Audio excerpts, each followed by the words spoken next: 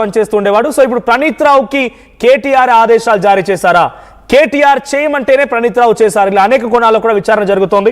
మాట్లాడడం ఇదే అంశానికి సంబంధించి మనతో పాటుగా కాంగ్రెస్ నుంచి లింగం Yadav on Zoom and BJP నుంచి తాడూరు శ్రీనివాస్ గారు, తర్వాత బీఆర్ఎస్ నుంచి సుమిత్రానందన్ గారు ఉన్నారు. So let's start with BRS party. అసలు బీఆర్ఎస్ ఏమనుకుంటుంది? ఈ ఫోన్ ట్యాపింగ్ అనేది సుమారుగా ఇప్పటికే ఈ 2026 మార్చి కనుక వస్తే 2 ఏళ్ళు దాటిపోయి 3 ఏళ్ళు పడే అవకాశం ఉంది. ఇదొక ఇందాక ఉదయాన్నే కేటీఆర్ చెప్పినట్టుగా మనసు మమత కార్తీక దీపం సీరియల్ మాదిరిగా జరుగుతోంది. మరి దీంట్లో కాంగ్రెస్ పార్టీ ఏమైనా యాక్షన్ తీసుకుంటుందా, లేదు బీఆర్ఎస్ పార్టీ ఏదైనా దీనిపైన వివరాలు సమర్పిస్తున్నా చూడాలి. సో సుమిత్రానందన్ గారు, ఒడిసే కేటీఆర్ని ఒంటరిగా కాదు, బహుశా మీకు కూడా తెలియదు అనుకోండి, ఇప్పటివరకు రాధాకిషన్ రావుతో కలిపి విచారిస్తున్నారంట. మాజీ డీసీపీ ఆయన, సో ఆయనతో పాటు విచారిస్తున్నారు, క్రాస్ క్వశ్చనింగ్ జరుగుతోంది. సో కేటీఆర్ రోజు లాక్ అయినట్టేనా? ఎంత మాత్రం కాదండి. ముందు మీ ఏఐ వీడియో కొంచెం సరిదిద్దామని నేను సూచన చేస్తా ఉన్నా. కేటీఆర్ గారు చాలా ప్రసన్న వదనంతో చెరగని చిరునవ్వుతో మరి సిట్ ముందుకు వెళ్ళడం హాజరవడం జరిగింది. అక్కడ జరుగుతున్న మీరేదో భయంగా ఉన్నట్టు, ఆయన ఏదో భయకంపితులుగా లోపలికి వెళ్తున్నట్టు, ఇది మాత్రం బీఆర్ఎస్ గా నేను ఖండిస్తున్నా అండి. ఏఐ వీడియో పూర్తిగా ఆయన ఉన్న దానికి నేనేమంటున్నానంటే ఏఐ వీడియో మా వీడియో గురించి అంటున్నారు కాబట్టి ఇదొక AI video nothing but it's కల్పితమైన వీడియో, రైట్? మేమే చెప్తున్నాం అది. బట్ క్వశ్చన్ అడుగుతున్నారు, మీరే మాట్లాడుతున్నప్పుడు ఆన్సర్ చెప్తారు కదా, అట్లే చెప్తున్నారు. దాన్ని మీకు ఎంత తప్పు తీసుకోవాలి? దానికి లేదండి, చూపించే తీరులో తేడా ఉంటుంది ఒకటి. రెండోది, ఇక లోపలికి ఇద్దరు వెళ్ళారు ఒక్కరు వెళ్ళారు అనేటువంటి విషయం నిజంగా మాకైతే తెలియదు. బయట ఉన్నటువంటి భవన్లో ఉన్నటువంటి మాకైతే తెలియదు. మీడియాకు ఎవరు లీకులు ఇస్తున్నారు, ఇస్తే సగం సగమే ఎందుకు లీకులు ఇస్తున్నారు? పూర్తి హరీష్ రావు గారు చెప్పిండ్రు తాను వెళ్ళినప్పుడు, నేను పూర్తి పాఠాన్ని ఏదైతే విచారణ సందర్భంగా జరిగిందో పూర్తిగా మీరే బయట పెట్టండి, అరాకొర సగం సగం ఇస్తే బాగుండదు, పూర్తిగా ఇవ్వండి అని చెప్పడం జరిగింది. అయినా అటు ప్రెస్ మీట్ పెట్టరు, ఇటు పూర్తిగా బయట పెట్టరు. మరి వాళ్ళకు అనుకూలంగా మలుచుకొని కాదన్నారు, లేదన్నారు, అవునన్నారు. హరీష్ రావు గారిదే ఇప్పుడు మిమ్మల్ని సాక్షులుగా పిలిచినామని చెప్పారు, సాక్షులు కాదు మీ ఫోనే ట్యాప్ అయిందని చెప్తారు. ఎస్, నిఘా వ్యవస్థ ఎవరిదైనా చేయవచ్చు, ఎవరిదైనా చేయవచ్చు. వినండి, ప్రమాదం జరుగుతుందన్నప్పుడు, ప్రభుత్వాలు అస్థిరపడతాయి అన్నప్పుడు, రేవంత్ రెడ్డి గారి భయం అదే కదా.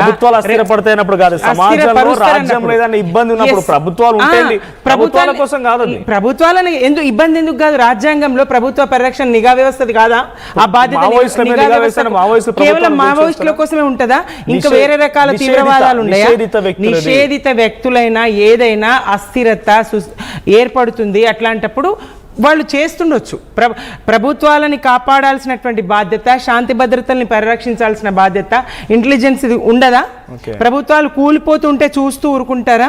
నేను అయింది అనడం లేదు, వాళ్ళు ఏదైనా చేస్తే చెయ్యవచ్చు, అందులో నిజాలు మాకు తెలియదు. కోమటిరెడ్డి వెంకటరెడ్డి గారు స్పష్టంగా ఇప్పుడు చెప్తా ఉన్నారు తన ఫోన్ ట్యాప్ అయిందని, తన ఫోన్ కూడా ట్యాపింగ్ అయిందని చెప్తా ఉన్నారు. మరి ఇప్పుడు ఎవరిని బాధ్యుల్ని చేస్తారు, ఎవరిని విచారిస్తారు, సిట్ ఎవరిని పిలుస్తుంది? ఇప్పుడు కూడా జరుగుతుంది అంటే ఆయన మీద కూడా జరగవచ్చు, జరగలేదనిగా. ఎందుకంటే ఆయన ముఖ్యమంత్రి గారు విదేశాలకు వెళ్తా ఉన్నారు. వెళ్లే ముందు గతంలో ఒక్కసారి ఎన్టీ రామారావు గారు ముఖ్యమంత్రి గారు విదేశాలకు వెళ్ళినప్పుడు లేదండి, ఇది నన్ను కంక్లూడ్ చేయండి. నా క్వశ్చన్ ఒకటే, మీరు ఇందాక జరగొచ్చు, ప్రభుత్వాలని అస్థిరపరిచే విధంగా ఎవరైనా ప్రయత్నం చేస్తే వాళ్ళ విషయంలో జరగొచ్చు అని అంటున్నారు. సో నేనేమంటున్నానంటే, టు మై నాలెడ్జ్ ప్రభుత్వాలను అస్థిరపరచడం కోసం కాదు, నిషేధితమైనటువంటి సంఘాలపైన, నిషేధితమైనటువంటి వ్యక్తులపైన జరుగుతాయి. హరీష్ రావు గారి ఫోన్ ట్యాపింగ్ నిజంగా జరిగింది అనుకుంటే ఆయన ఏ నిషేధిత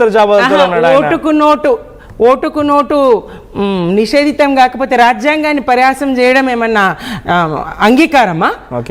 ఇట్లాంటివి ఉంటాయి కదా. ట్యాపింగ్ జరిగిందని నేను అనడం లేదు, వాళ్ళు ఏమన్నా రేవంత్ రెడ్డి గారి అనుమానం అదే కదా. సీఎం రేవంత్ రెడ్డి గారి అనుమానం ఏంటి? మాకు కూడా తెలియదు, జర్నలిస్ట్ అడుగుతున్నా. మీకు ఆ రోజు ఇన్ఫర్మేషన్ తెలిసింది ట్యాపింగ్ మూలంగానేనా? నేను ప్రభుత్వంలో ఉన్నాను, నాది బాధ్యత. ఏ రకంగా తెచ్చిండ్రో వాళ్ళు తెచ్చిండ్రు. నిఘా వ్యవస్థ ఏ రకంగా వాళ్ళు ఇన్ఫర్మేషన్ తీసుకున్నారో తీసుకొచ్చి ముందర పెట్టిండ్రు. అయితే రేవంత్ రెడ్డి గారు చెప్పాలి, నేను పోతున్నా నిజంగానే, అక్కడ ఉన్న వ్యక్తులు చెప్పాలి, లేదా మీ ఫోన్ ట్యాపింగ్ జరిగి నిజమైన కావాలి. ఏది నిజమో ఏది అబద్ధమో మొత్తానికి నిఘా వ్యవస్థ కారణంగా జరిగిందనేటువంటి అనుమానం రేవంత్ రెడ్డి గారికి ఉన్నదేమో. ఇందాక మీరు సీరియల్ని ఉటంకించే క్రమంలో చెప్తుండ్రు, ఋతురాగాల్లాగా 6 ఋతువులు 12 నెలలు ఇది కొనసాగిస్తూనే ఉంటారు. ఇందులో ఏం లేదు, అంతా డొల్లా. ఇప్పుడు కూడా జరుగుతుంది, గతంలో కూడా జరిగింది. జరగకపోతే ప్రభుత్వాలు కూలిపోయినాయి, ప్రభుత్వాలను అస్థిరపరిచారు. ప్రభుత్వాన్ని లింకప్ చేయకండి, ఒకటే అనిపిస్తుంది. ప్రభుత్వాన్ని స్థిరపరచడం కోసం నిఘా ఇప్పుడు కాంగ్రెస్ పార్టీ ప్రభుత్వం పైన మీరు అనేక రకాల విమర్శలు చేస్తున్నారు. మీ ఫోన్ ట్యాప్ చేస్తే మీరు యాక్సెప్ట్ చేస్తారా? చేస్తున్నారు, వాళ్ళ మంత్రులే చెప్తున్నారు కదా, చెయ్యట్లేదని మేము ఎట్లా అనుకుంటాం? ప్రతిరోజు ఒక సమస్యలు లేవనెత్తున్నారు, యాక్సెప్ట్ చేస్తారా? మేము 100 డిబేట్ మేము మాట్లాడుతూనే ఉన్నాం, గొంతెత్తుతూనే ఉన్నాం, దోపిడీని ప్రశ్నిస్తూనే ఉన్నాం, స్కామ్లను ఎత్తి చూపుతూనే ఉన్నాం. Being an intellectual and TSPS member ఏమంటున్నా, నిషేధితమైనటువంటి ఫోన్ ట్యాప్ చేస్తే ఏం కాదు, కానీ ప్రభుత్వాన్ని అస్థిరపరిచే చెయ్యండి అని చెప్పడం లేదు, ట్యాప్ చెయ్యొచ్చు అని కూడా చెప్పడం లేదు. ఆయన సీఎం గారి అనుమానం అదేనేమో, మరి బహుశా ట్యాప్ చేసి పట్టుకున్నారేమో అనేటువంటి అనుమానం. బాబు గారు బ్రీపుడు, రేవంత్ గారు సూట్ కేసులు మోసుడు చూసినాం కదండి, బ్యాగులు అవన్నీ చూసినాం కదా. మరి పాపం ఎన్టీ రామారావు గారి ప్రభుత్వం కూలిపోయింది, అల్లుడే కూల్చిండు, వెన్నుపోటు పొడిచిండ్రు. అప్పుడు మరి నిజంగా నిఘా వ్యవస్థ పనిచేసిందో లేదో, మరి ఆయన ఎన్టీ రామారావు ఆ స్థాయిలో అనుమానం వచ్చిందో రాలేదో, కానీ ఇప్పుడు ఈయనకు అనుమానం వచ్చినట్టు. ఇంకొక విషయం సిట్టి చెప్తున్నట్టుగా బయటకు వచ్చిన వార్తలు కూడా, సో హరీష్ రావు గారి ఫోన్ కూడా ట్యాప్ అయింది 2018లో. ఆయన ఏదో నిర్వాహకాన్ని చేయబోతున్న 30 మంది ఎమ్మెల్యేలకి ఆయన నిధులు ఇచ్చి బీజేపీతో లింకప్ అయ్యే సిచ్యువేషన్లో ఇది నేను కాదు, కవిత గారు చెప్పిన మాట, సిట్ అధికారులు కూడా బయటకు ఒక రకంగా ఇన్ఫర్మేషన్ వచ్చింది, ఎట్లొచ్చింది తెలియదు మనకు. ఇప్పుడు సో దాంట్లో ఆయన సైతం బీజేపీలో ఇవ్వడానికి సిద్ధమవుతున్న టైంలో తెలిసి ఆయనకు మంత్రి పదవి దూరం పెట్టిండంట. సంతోష్ రావు నేతృత్వంలో హరీష్ రావు ఫోన్ ట్యాప్ అవుతుంది, హరీష్ రావు నేతృత్వంలో సంతోష్ రావు ఫోన్ ట్యాప్ అయింది. కవిత గారు ఏమైనా ట్యాప్ చేసిండ్రా విషయాలు వాస్తవాలు అట్లా తెలవడానికి? హరీష్ రావు గారు బీజేపీలోకి వెళ్ళబోతున్నారు, వాళ్ళకి ఫండింగ్ ఇచ్చారని విషయాలు తనకు తెలిస్తే కవిత గారికి ఎట్లా తెలిసినాయి? ఆమె ఏమన్నా హరీష్ రావు గారి ఫోన్ ట్యాపింగ్ చేసిండ్రా? ఏ రకంగా కుటుంబీకురాలు అయితే మరి తనే బాధపడతా ఉన్నారు కదా, నాది కూడా అయింది అని చెప్పేసి. నాది ట్యాపింగ్ అయింది అన్న చెప్పినటువంటి వ్యక్తి, అల్లుడి ఫోన్ ట్యాప్ చేసిందని చెప్పినటువంటి వ్యక్తి, హరీష్ రావు గారు అయింది అని అంటే, ఆయన బయటకు పోతున్నారంటే మరి ఆయనది తను చేసిండ్రా? ఏంది మాట్లాడుతూ ఒక అర్థం ఉండాలి.